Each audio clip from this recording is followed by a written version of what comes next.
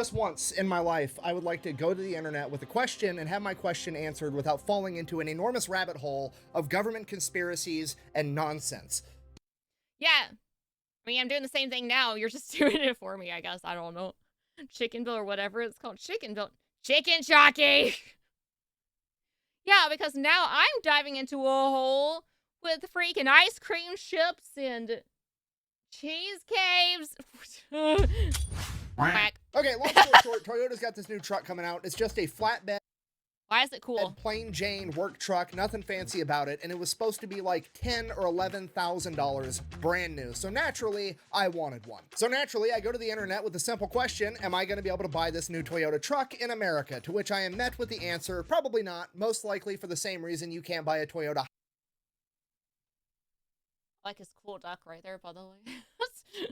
Hilux, which is the other thing that's been pissing me off for 10 years inside of America. And naturally, in the back of my head, I just kind of assumed like, oh, Toyota just doesn't want to sell that truck.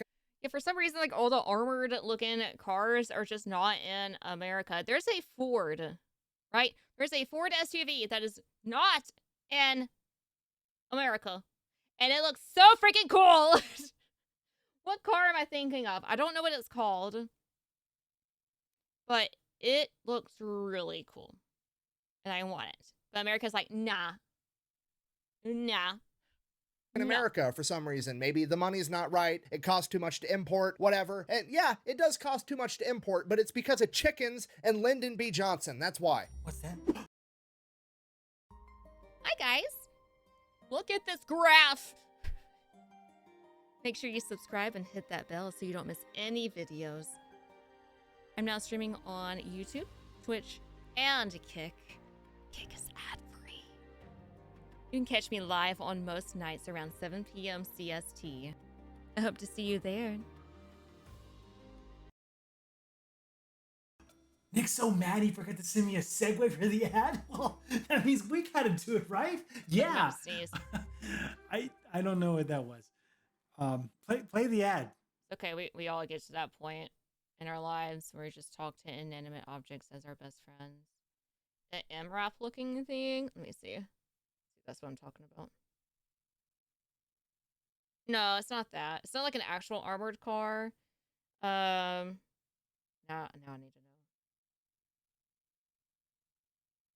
What is it called? No. Is it that one? What are you called? Oh my gosh. I don't know anymore.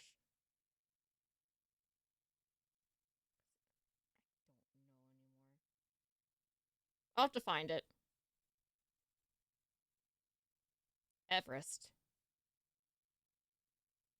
I think it's the Everest, maybe? Oh, no, there's another one I've seen. Maybe it wasn't a Ford then. Yeah, the Everest. Yeah.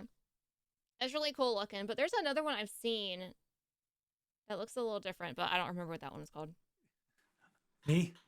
This video is sponsored by Aura, where you can get everything you need to be safe and productive online in one convenient location. When you sign up for Aura, you're going to get a password manager that's going to help you have a strong and unique password for every online account that you have. In addition to that, you're also going to get antivirus software as well as a VPN. But Aura doesn't just keep your computer safe, they also keep your identity and your money safe as well. Aura will go to all the big data brokers on the internet, find out which ones are selling your personal information, and then submit opt-out requests to have that information taken down. They also offer credit monitoring and home title monitoring, and in the unfortunate situation that somehow that isn't enough and your identity still gets stolen, they offer up to $1 million in insurance and a team that is available 24/7 to help you resolve the issue. So go ahead and use my link down below. You're going to get a 14-day free trial with Aura. Let's get back to the video. And I can hear the comment section already.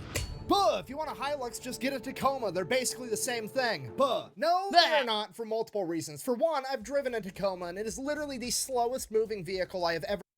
Also, I've heard a lot of people say that it's not smooth at all when they drive it. Trust me, I worked with Clara Finance. Ever driven in my entire life. That thing accelerates from 0 to 60 in like 3 to 5 business days, okay? Fucking.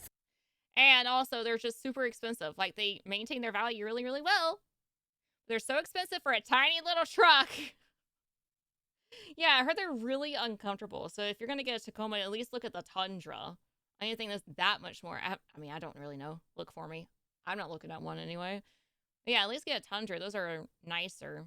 But Tacomas, I heard, are just not the best comfy-wise and driving-wise. So, anyway. Fred Flintstone would beat that thing in a drag race. Secondly, I don't vividly remember being 14 years old watching Top Gear with my dad and seeing those guys drop a fucking Tacoma into the ocean for 8 hours, fishing it out, and then getting it started in like 15 minutes. And then, because that wasn't enough to kill it, they decided they were going to hit it with a wrecking ball, drive it through a building, light. Well, that's why they say Toyota is probably one of the best cars to get. Toyota or Honda, really. It on fire and then stick it on top of a skyscraper before blowing the entire building up with it. And then the motherfucker still started, okay? Tacomas are not on the same level as Hiluxes. I don't care what you say. You will never convince me otherwise. It is the equivalent of my mom trying to convince me that store brand toaster pastries are Pop-Tarts. No, they're not. Pop-Tarts are Pop-Tarts and Pop-Tarts are fucking... Yeah, they're not pastries. Fucking awesome. And you want to know why I can't get my metaphorical Pop-Tart? Why I can't own and drive my own Toyota Hilux? It's because America was too good at selling chickens in the 1950s and 60s. Yeah. That's here why. we go. Okay, so here's the deal. Generally speaking, throughout the majority of human history, chickens have always been like super expensive and seen as only something that rich people got to eat until very recently, which, think about it for a second, it starts to make a little bit more sense. You have like cows and goats and llamas and whatever other fucking farm animals you have, and they just basically wander around and they eat the grass, okay? That's not very expensive. Then you have pigs. You could literally just feed them garbage and they'll turn it into bacon somehow through evolutionary magic. Chickens, on the other hand, you have to like feed them grain and like actually give them real food that a human could technically eat. So, historically speaking, they've always been one of the more expensive farm animals, so only rich people got to eat them. Then in the 1950s, after World War II, thanks to like seed and stuff wouldn't be that expensive. I mean, I'm not a farmer. I don't know what it takes to be a farmer at all. Refrigeration and a couple of other innovations, America got super, super good at raising chickens. They got so good, in fact, that we could raise chickens, slaughter them in America, ship them across a fucking ocean while refrigerating them, and sell them in Europe, and it was still cheaper than people could grow and raise chickens in Europe, so Europe was eating a bunch of American chicken. So they had too much cock? I guess that's one way to put it. Why? They had a lot of American cock that they ate and put in their mouths. Just never thought I'd hear that come out of my mouth. Never thought I'd hear that come out of my mouth. Anyways, this goes on for a number of years, and the European countries, primarily Germany was spearheading this entire thing. They get together and they're like, hey, let's put a 25% tariff on American chicken coming into the European market. That way, European chicken is more competitive. And if that wasn't enough, they started a major propaganda campaign basically saying that America fills their chickens full of antibiotics and growth hormones, so it's really unhealthy for people to eat, which, I mean, honestly, that's probably a fair assessment. But regardless, you know, we put all sorts of crap in our food. Hey, you want this nice, healthy food? Yeah. We're going to put all this other crap that doesn't need. Like, Red 40. Let's put some Red 40 in there. Hey, this thing you can't pronounce. Oh, we put that in there, too. It's for flavor. It's for the appearance. Hi, Ruben. Hi.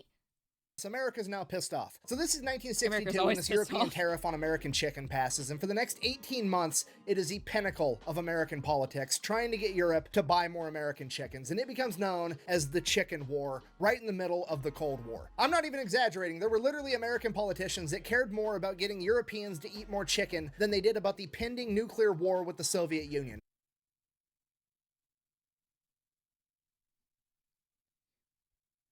Eat more chicken.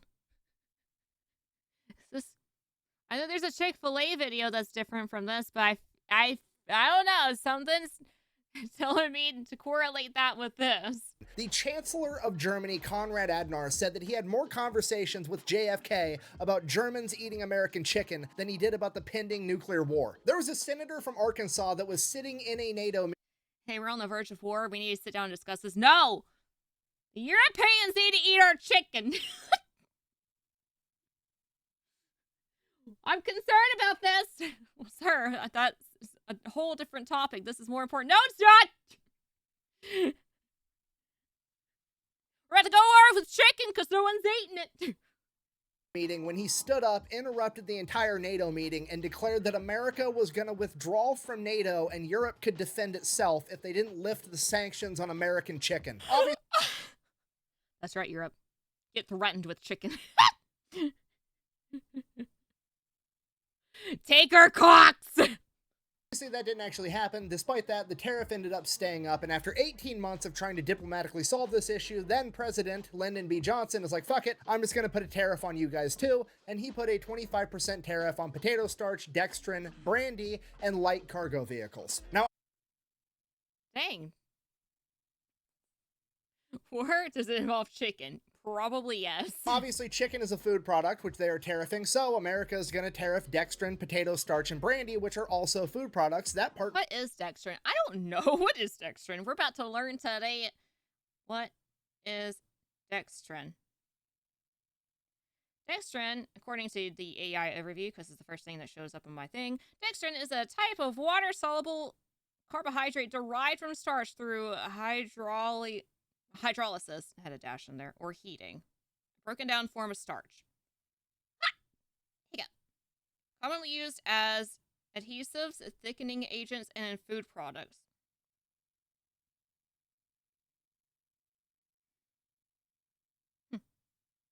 Interesting. Yeah, there's different types, yeah.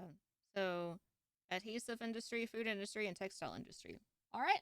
Well, there you go. There's your knowledge for the day. Makes sense, but why on earth is America gonna start taxing light cargo vehicles? Well, you see, that's where the good old-fashioned political corruption comes in, because it's 1964, it's an election year, and the UAE is about to go on strike, the United Automotive Workers Union, and them going on strike during an election year is gonna be disastrous for Lyndon B. Johnson's chances of getting reelected. So LBJ and the president of the UAE come to a little quid pro quo agreement. In exchange for the UAE not going on strike during LBJ's election, LBJ is going to abuse his political power to make sure that somehow, some way, so many Volkswagen Type 2s, which are incredibly popular in America right now, quit getting imported, aka the Love Bus. You know, you've seen those. This is where they went. They went away.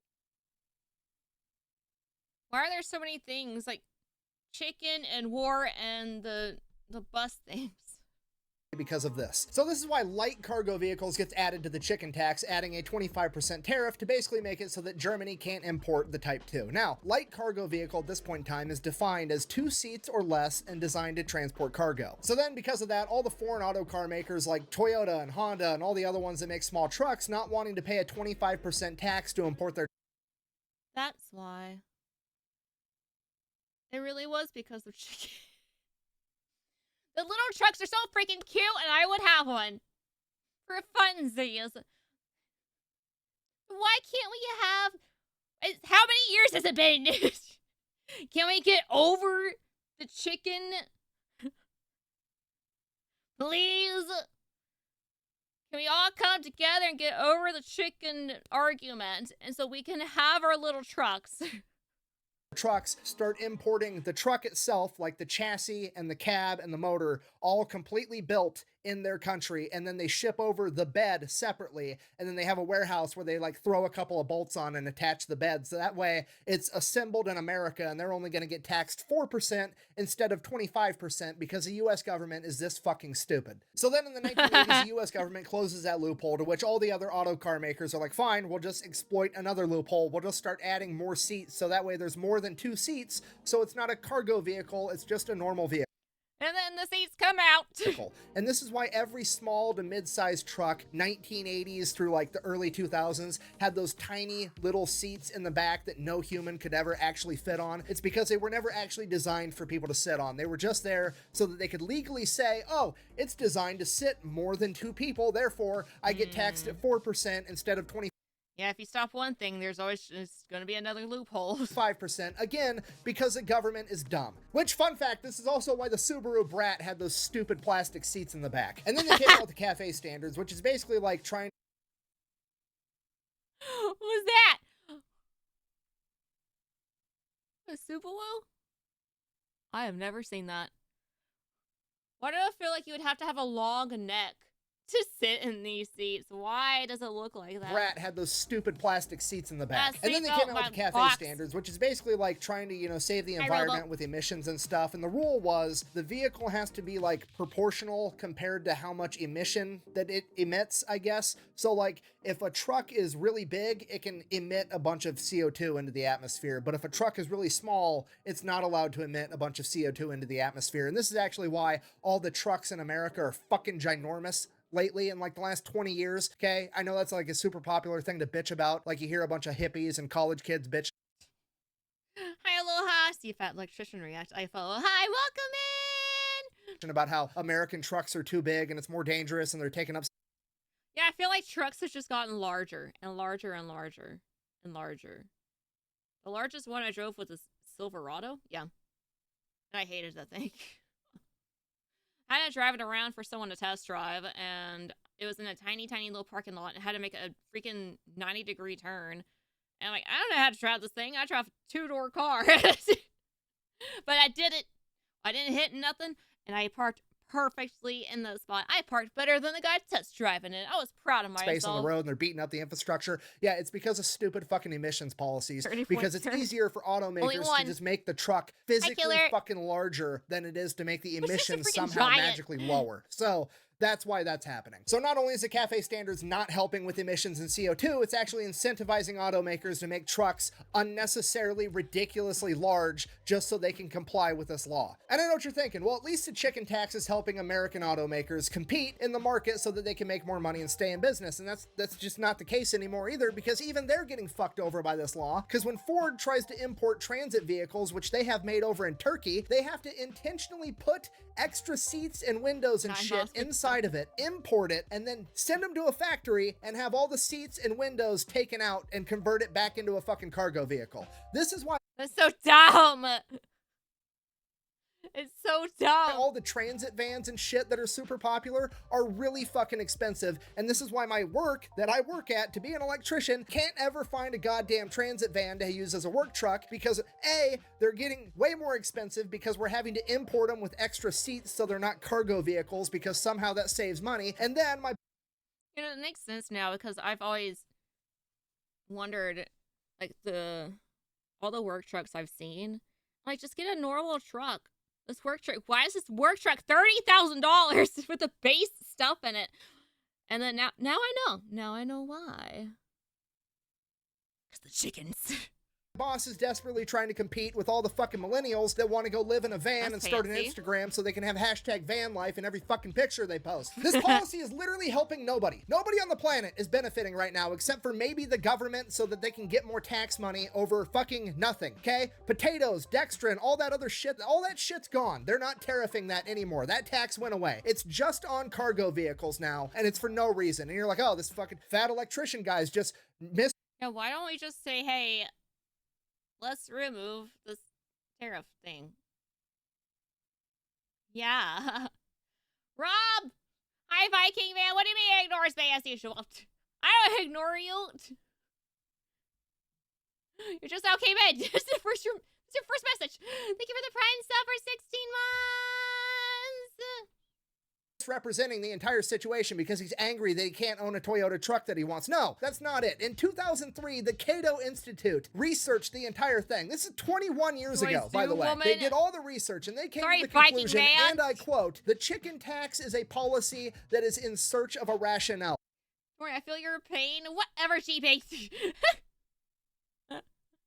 And I quote, "The chicken tax is a policy that is in search of a rationale." There's no fucking reason for this law to exist other than to fuck people over. I have literally spent the last 3 days of my life successfully wrapping my entire brain around this issue and come to the conclusion it's so fucking stupid that it's driving me insane. This is literally the epitome of government intervention. What's the problem? Oh, Germany's not eating enough American chicken. Don't worry, the government's gonna step in and punish them. You're not eating our chicken, punish them. Punish them. Force feed the chicken down their throats. And help. Fast forward 70 years. Guess what? Germany's still not eating enough American chicken, but... Well, just send some American troops to Germany to be the chicken throat shovers. And then they'll get chicken and break into your house and say, eat your chicken! And then they'll force feed all the people there. Because they didn't eat chicken for the day. Imagine someone breaking into your house. Hey, you didn't eat your chicken yet. I'm not planning on eating chicken today. Well, now you are. Open up! You're not allowed to own a Toyota Hilux either. Oh, good. I'm literally getting cock-blocked from owning my dream car. Thank you. I'll be honest, I don't even understand how I got here. Like, I woke up one morning, there was like, oh, hey, Toyota's coming out with a new truck that's gonna be super cheap and cool. And I'm like, oh, so I wonder if I'm gonna be allowed to buy it. And next thing I know, I'm fucking the internet's crazy uncle on Thanksgiving somehow. Mandatory nuckies. I need a beer. Okay, this is too much. I gotta go. Thank you for watching. Best way to support the channel is go buy some merch over at thefatelectrician.com. Quack bang. Quack. Out. Yeah, those trucks are so cute, especially like the ones in Japan. Oh, they're so precious. They're so tiny. Hiccup.